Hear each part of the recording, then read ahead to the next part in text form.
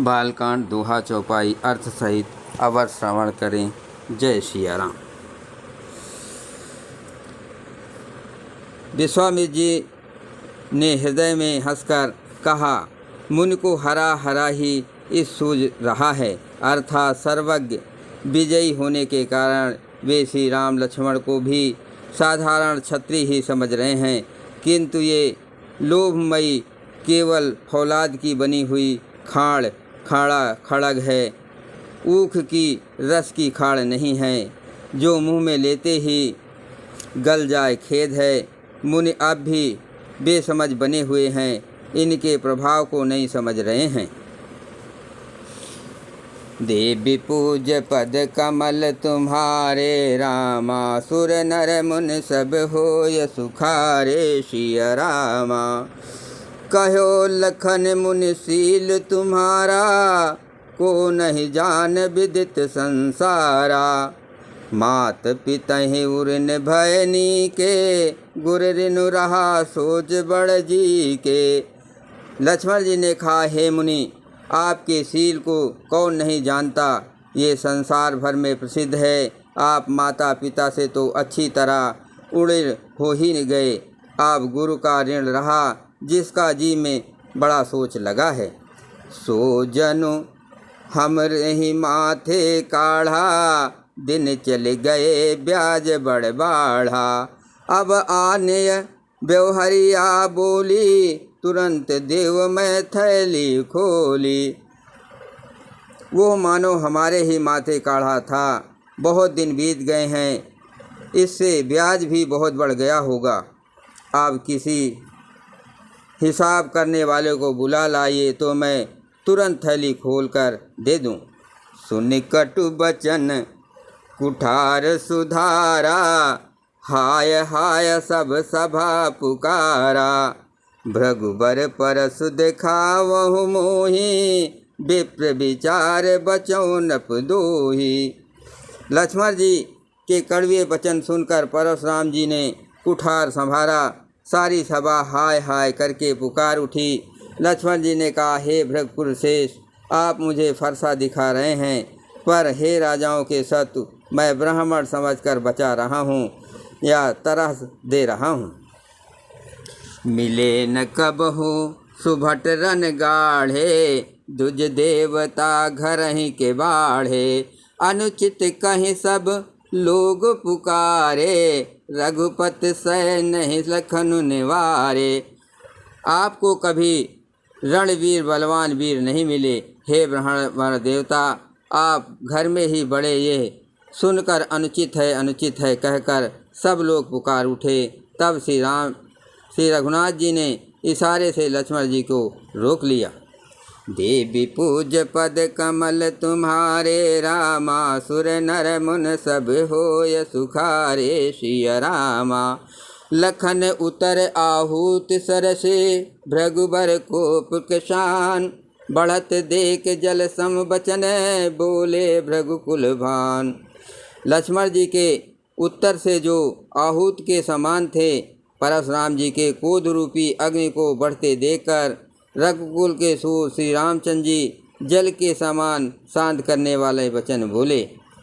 नाथ करहु बालक पर छूहु, सूद दूध मुख करय न कूहु।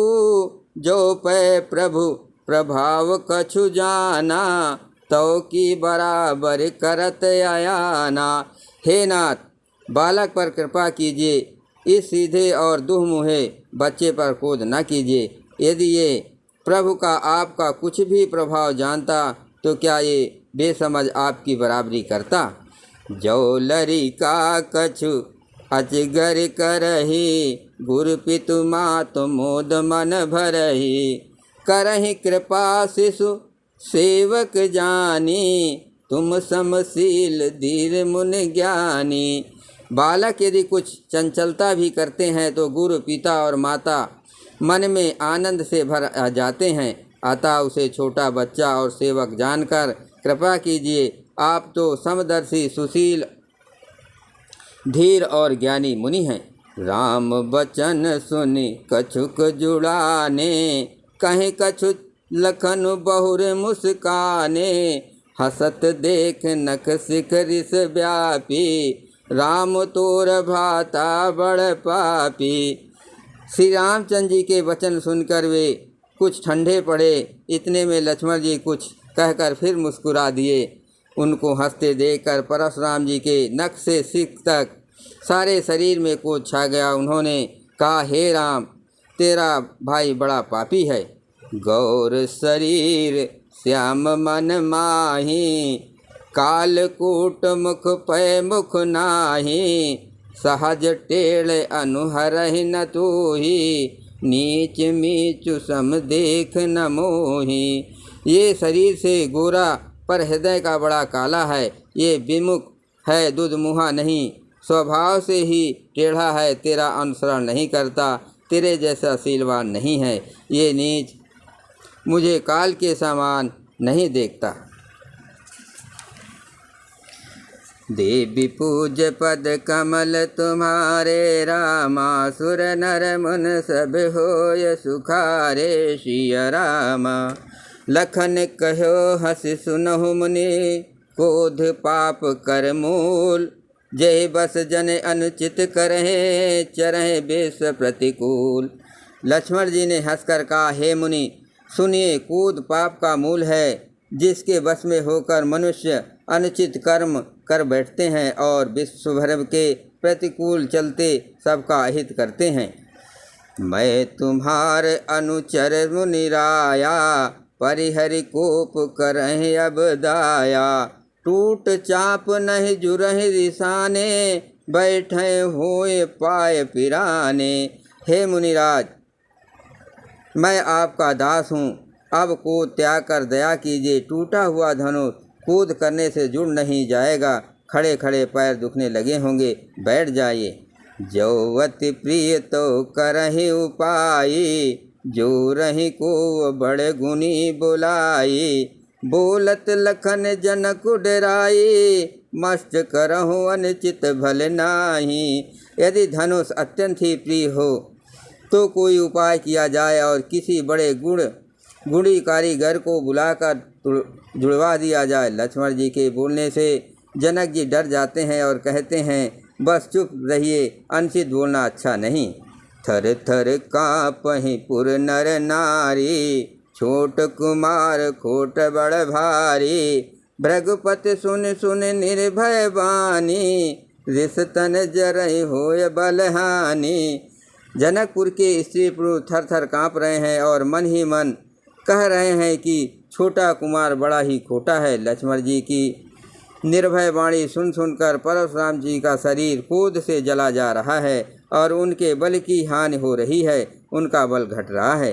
बोले राम ही देह निहोरा, बचहु विचार बंध लघु तोरा, मनु मलिन तन सुंदर कैसे, विषरस भरा कनक घटु जैसे।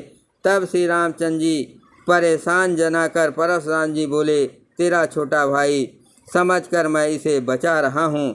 ये मन का मैला और शरीर का कैसा सुंदर है, जैसे विष के रस में भरा हुआ सोने का घड़ा है। देवी पूज पद कमल तुम्हारे, रामा सुर नर मुन सब होय सुखारे। सिया रामा सुनि लक्ष्मण बिह से, बहुर नयन तरे रे राम, गुर समीप गौने सकुच परिहर बानी बाम। ये सुनकर लक्ष्मण जी फिर हंसे। तब श्री रामचंद्र ने तिरछी नज़र से उनकी ओर देखा, जिससे लक्ष्मण जी सच्चा कर विपरीत बोलना छोड़कर गुरु जी के पास चले गए। जय श्री राम।